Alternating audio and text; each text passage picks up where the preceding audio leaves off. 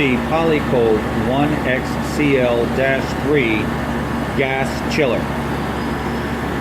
The Polycold closed-loop gas chillers incorporate both a closed-loop refrigeration system and a recirculating gas coolant system, which cools a gas stream using highly efficient refrigerant heat exchangers.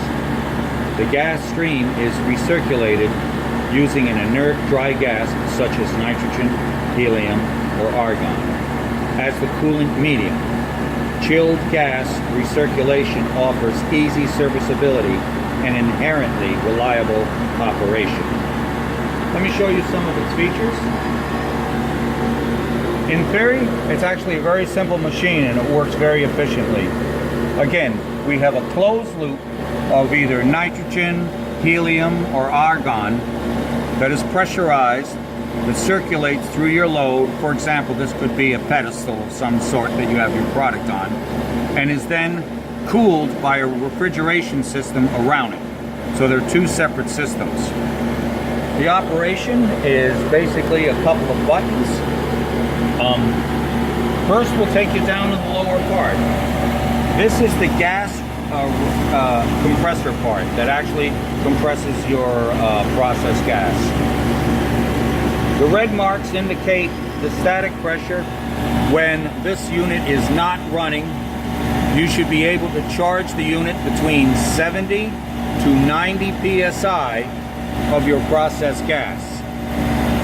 Once the unit is up and running, it will normally operate between 85 to 115 psi. The autofill can be set to set the running pressure somewhere between that area, and as long as you have this set correctly, which is well explained in the manual, you'll be able to maintain a pressure without too much loss of your process gas. Next, we'll go up to the next section here. This is the actual refrigeration compressor section. Again, its static pressure when not running is normally between 140 to 160 psi, and when running, its running pressure or its suction pressure should be between 25 to 35 psi.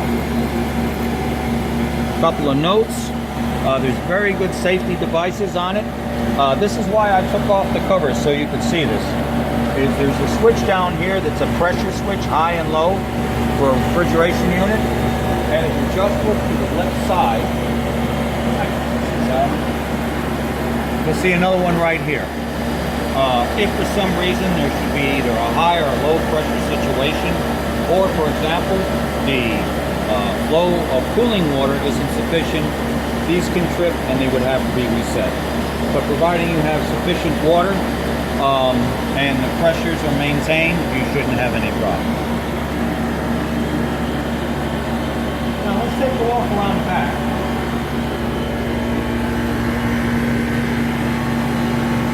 Now, here you can measure the different temperatures of it going into your workpiece and out. This is where normally you would connect your process gas. When you want to empty the system of your process gas, obviously when the system is shut down, there is this vent valve that you can open and close as well. These are your water connections, both in and out. And again, the system requires 15 degrees, it needs 2.5 gallons, or at 24 degrees, it needs 5 gallons. I've got this set to 15 degrees, and I'm pushing out a full 4 gallons a minute, which is, again, more than sufficient to run the machine. If that was too low, the machine would not start, and it would show a fault light. This is the 480 three-phase connection. Now this is my own homemade little workpiece, if you will. It is strictly to create the loop of the gas, and it allows you to run the system as down as low as you possibly want to get it. Step around the front.